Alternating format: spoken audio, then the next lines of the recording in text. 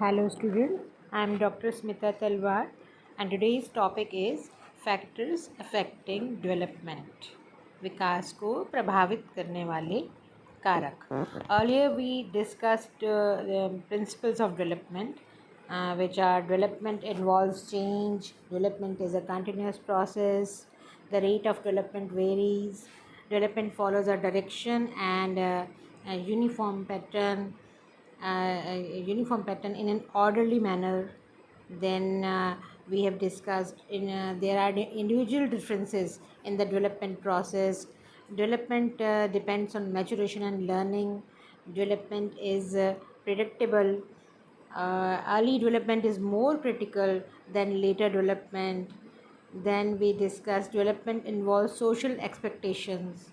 Development has potential hazards, uh, and happiness varies and different periods of development, and so on. Now we come to the topic influences on development. What are the various influences on development? Development is subject to many influences. The characteristics people are born with plus the effect of these experiences they have. That means कि बच्चा जो जन्म लेता है वो उसके जो अपने जो जिन लक्षणों के साथ वो जन्म लेता है वो और थोड़ा प्लस उसके साथ उसके अनुभव जो उसके सामने आते हैं उनका प्रभाव जो है वो विकास में होता है. अब एक्चुअली इसमें हम फैक्टर्स डेवलपमेंट में फैक्टर्स अफेक्टिंग ह्यूमन डेवलपमेंट में हम इनको डिवाइड कर सकते हैं internal factors and external factors. Internal factors तो वो हैं जैसे कि हेरिडिटी, देन आनुवंशिक गुण जो कि बच्चे अपने अंदर लेकर जन्म के समय उनके साथ होते हैं, वो इनबॉर्न कैरेक्टरिस्टिक्स कह सकते हैं हम. दूसरी बात कि उसमें एक्सटर्नल इन्फ्लुएंसेस कौन से होंगे, जो एनवायरनमेंट, जिस प्रकार के एनवायरनमेंट में बच्चा रहता है, जिस प्रकार का एनवायरनमेंट उसको घर में मिलता है, उसे वो एनवायरनमेंट बाहर जो एनवायरनमेंट मिलता है उसे लोग किस तरह के मिलते हैं, उसके अनुभव किस तरह के होते हैं, इन सब से बच्चे के विकास में प्रभावित करते हैं. ये सारे कारक जो हैं प्रभावित करते हैं. और इसमें और जो आते हैं इन्फ्लुएंसेस वो हैं normative and non normative influences. Normative तो वो होते हैं कि आप उसको कह सकते हैं कि जैसे बहुत सारे लोग एक से ही उनके विकास के प्रतिमान होते हैं. फॉर एग्ज़ाम्पल कि हम ये कह सकते हैं कि बच्चा जो है वो 5 या 6 महीने में बैठने लग जाता है. तो ये ऑल ओवर वर्ल्ड सब जगह एक यही बात होगी कि हाँ बच्चा 5 या 6 महीने में बैठने लग जाता है, बैठना सीखता है. तो ये तो होते हैं नॉर्मेटिव इन्फ्लुएंसेस होते हैं. और ये जो इन्फ्लुएंसेस होते हैं एज ग्रेडेड होते हैं, बायोलॉजिकल होते हैं, एनवायरमेंटल होते हैं. और दूसरी बात ये है कि दूसरे जो होते हैं नॉन जिसको हम कहते हैं नॉन नॉर्मेटिव या हम कह सकते हैं उसको कि जो हमारे जीवन में या बालक के जीवन में एकदम से कुछ अलग सी चीज़ हो, अलग सा कुछ अनुभव हो. फॉर एग्ज़ाम्पल कि मान लीजिए कि एक पेरेंट की डेथ हो जाती है, सैड एक्सपीरियंसेस ये हो सकता है, या बहुत हैप्पी एक्सपीरियंसेस, बहुत खुशी का माहौल का जो उसका एनवायरनमेंट होता है बहुत अत्यधिक, जो कि नॉर्मल से बियॉन्ड नॉर्मल से. तो ये जो होते हैं नॉन नॉर्मेटिव, इनका भी जो बच्चे के विकास पे बहुत अधिक प्रभाव पड़ता है. तो जैसे आप इसको इस तरह से समझें कि जो ह्यूमन डेवलपमेंट है वो एक हम जानते हैं कि ऐसा प्रोसेस है, ऐसी प्रक्रिया है जो कि भ्रूण से और कब्र तक, यानी फ्रॉम कंसेप्शन टू डेथ जितने भी परिवर्तन होते हैं विकास के ह्यूमन बीइंग में, तो ये तब तक चलते रहते हैं, जीवन पर्यंत चलने वाली जो ये प्रक्रिया है. और ये सबके लिए जब भी बच्चा जब ग्रो करता है तो ये नॉर्मल प्रोसेस है, it is a natural process. पर हम ये भी देखते हैं कि सभी बच्चों के लिए वो प्रोसेस जो है वो सिमिलर नहीं हो सकता, सिमिलर फैशन में नहीं हो सकता। कुछ जो बच्चे होंगे वो उनका जो फिज़िकल ग्रोथ है, उनकी जो शारीरिक वृद्धि जिसको आप कहते हैं, वो जल्दी हो सकती है, कुछ की थोड़ा डिले हो सकती है। कुछ बैठना जल्दी सीखते हैं, कुछ देर से सीखते हैं। कुछ की जो इंटेलिजेंस होती है, बुद्धि, वो तीव्र होती है, कुछ की थोड़ी कम होती है, औसत होती है। किसी किसी की जो भाषा का जो योग्यता है वो, या शब्द ग्रहण करने की जो क्षमता है, या शब्द भंडार जो है जिसको हम कहते हैं, वो भाषा के विकास जिससे होता है, तो वो किसी का अधिक होता है, किसी का थोड़ा कम होता है, किसी क्योंकि बहुत सारे ऐसे कारक हैं जो इन चीज़ों को प्रभावित करते हैं। आप छोटा सा एग्जांपल लीजिए, जब माँ बहुत ज़्यादा नहीं बोलती है तो बच्चा जल्दी बोलना नहीं सीखता, लेकिन माँ अगर बात करती है, आसपास के लोग उससे बहुत बात करते हैं, तो बच्चे को बोलने, वो देखता है बोलने का, उसको सीखना होता है। फिर दूसरी चीज़ कि उसके हैप्पी एक्सपीरियंसेस, मान लीजिए बच्चा कुछ क्रिया करता है, एक्टिविटी करता है, और उसको सपोर्ट मिलता है, अगर माँ उस पर हंस देती है या माँ उसका रिस्पॉन्स देती है उसकी क्रिया पे, तो बच्चे को सेल्फ़ कॉन्फिडेंस डेवलप होता है, बच्चा उसको दोबारा करता है, और इस तरह से लर्निंग प्रोसेस स्टार्ट होता है। तो कुछ जो फैक्टर्स हैं जिनको हम अब डिटेल में जब डिस्कस करेंगे, तो वो हैं जैसे मैंने आपको बताया, इंटरनल और एक्सटर्नल में तो आते हैं उस पर। तो हेरिडिटरी फैक्टर्स, आनुवंशिक, वंशानुक्रम, इनका बहुत अधिक प्रभाव पड़ता है मानव के विकास में। और जो बच्चा है वो अपनी जीन्स, जेनेटिकली जीन्स के थ्रू अपने पेरेंट्स के बहुत सारे गुण लेता है। आपने सुना भी होगा और आप स्वयं भी ये अनुभव करते होंगे कि सब आपको कहेंगे कि ये जो बेटी है ये अपने पापा पे गई है बिल्कुल, क्योंकि ये पापा के जैसा बोलती है, या इसके जो टेस्ट हैं वो पापा से मिलते हैं, इसकी आईज़ मिलती हैं, तो ये सब जो मम्मी से मिलती हैं, तो ये जो चीज़ें हैं ये क्या है? ये है कि आनुवंशिक गुण, जो भी फ्रॉम जो पीढ़ी दर पीढ़ी दूसरी पीढ़ी में आते हैं जो गुण, उनको हम कहते हैं आनुवंशिक गुण। और आपने देखा होगा हाइट किस पे गई है, वेट, आँख का रंग जो है, या सृजन करने की कुछ भी क्रिएटिव, अगर बच्चा क्रिएटिव होता है बहुत, तो हम कहते हैं कि हाँ इसका ये जो शौक़ है ये अपनी मदर से आया है। ये जो चीज़ें हैं ये, इसको हम कहते हैं हेरिडिटरी मटेरियल। और ये ब्रेन का जो ग्रोथ है या उसका जो ऑब्जर्वेशन है, उन सब को इन्फ्लुएंस करता है। अब आते हैं हम कि एनवायरमेंटल फैक्टर्स।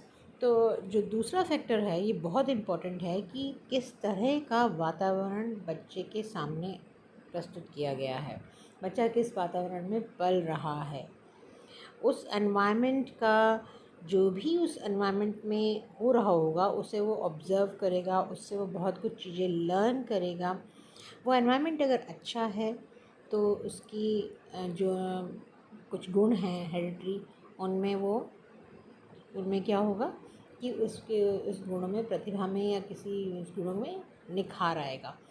और अगर मान लीजिए कि एनवायरनमेंट अच्छा नहीं है, वातावरण अच्छा नहीं है, या उसने देखा कि पेरेंट्स या ब्रोकन फैमिलीज़ जो होती हैं, या पेरेंट्स के आपस में झगड़े हैं, या फैमिली का एनवायरनमेंट अच्छा नहीं है, तो बच्चे का इस पे भी प्रभाव पड़ेगा बच्चे के विकास में। तो ये बहुत ज़रूरी है कि बच्चे के सामने वातावरण जो है वो होम एनवायरनमेंट हो या वो स्कूल एनवायरनमेंट हो, बहुत अच्छी तरह से रखा जाए, जिससे कि बच्चे का जो बिहेवियर है, वो जो सीखने की जो कोशिश करेगा, उसके बिहेवियर में, उसके व्यवहार में अच्छी बातें आएँ सामने, और वो उसका अपने आसपास के अपने माहौल में अच्छी तरह से एडजस्ट कर पाए, समायोजन स्थापित कर पाए।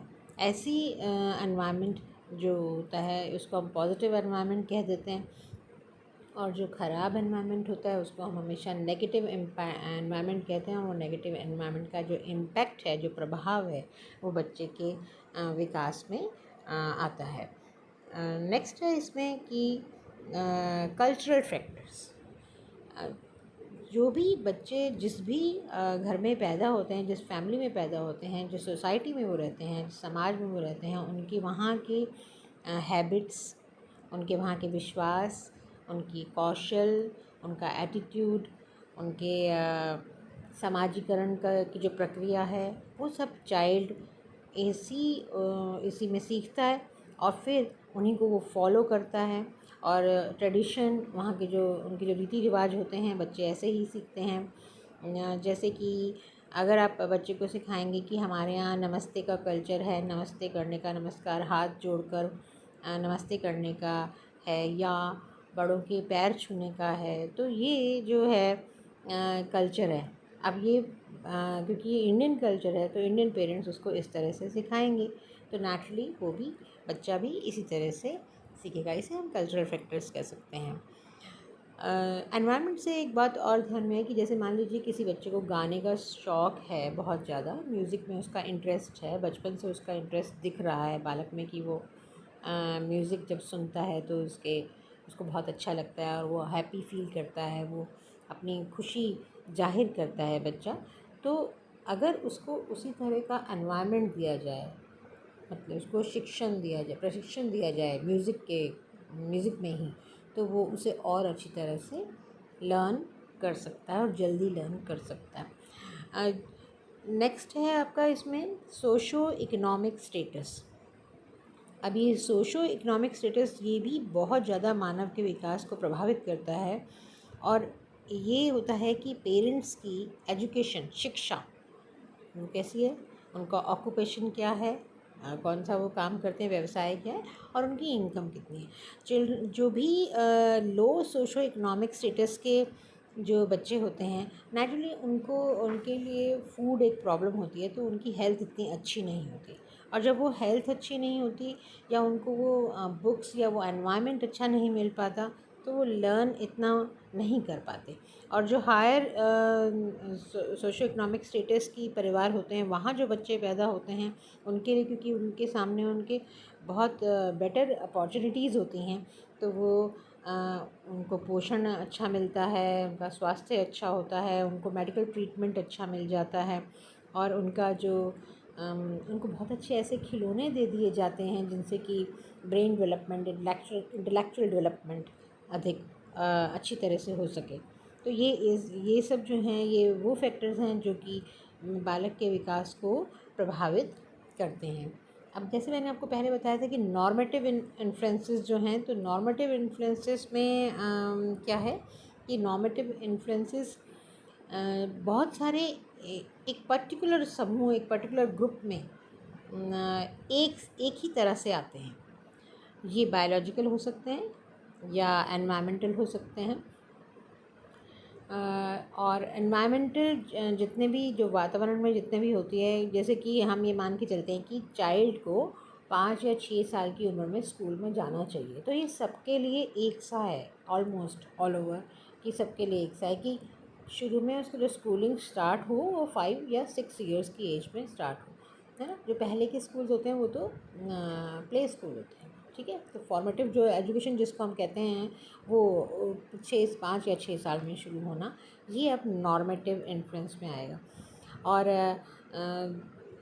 कुछ जो पेरेंट्स होते हैं, उनका इन्फ्लुएंस भी बहुत ज़्यादा इस पे होता है कि बच्चे को किस तरह से वो ट्रेनिंग दे रहे हैं, किस तरह से वो सिखा रहे हैं। दूसरी बात कि जब कुछ ऐसे नेचुरल डिज़ास्टर्स हों, डिज़ास्टर से मतलब जैसे आजकल जैसे पेंडेमिक चल रहा है, कोरोना, तो इसमें ये भी बच्चे के डेवलपमेंट पे, ह्यूमन डेवलपमेंट पे बहुत अधिक प्रभाव डाल रहा है, आप देख रहे हैं, और डालेगा आगे। इसके इम्पैक्ट अपने को सामने दिखेंगे कि ये कैसे पेंडेमिक कोरोना ने इफ़ेक्ट डाला, प्रभाव डाला। और नेक्स्ट है, या कहेंगे कि लास्ट है, कि वो ऐसा फैक्टर है, एजुकेशन एंड ट्रेनिंग, शिक्षण और प्रशिक्षण अगर बहुत अच्छा हो, तो चाइल्ड के अंदर जो भी प्रतिभाएं होती हैं, वो उनको उभर कर वो सामने आती हैं, और उससे वो उस वातावरण में बहुत अच्छा कर पाता है, उसे क्योंकि अवसर मिल जाता है, अवसर मिलता है। उसे अच्छी पर्याप्त कहना चाहिए, उसे अगर अवसर दिए जाएँ, उसे अच्छा प्लेटफ़ॉर्म मिले, तो क्या होता है, और या बहुत अच्छी फैसिलिटीज़ मिलें बच्चे को, तो हम उसकी किसी भी योग्यता को विकसित कर सकते हैं। हम कह सकते हैं कि शिक्षा और प्रशिक्षण जो है, उनका मानव के विकास में बहुत अधिक प्रभाव है। तो आज के लिए इतना ही, मिलते हैं अपने नेक्स्ट वीडियो में। Okay, thank you.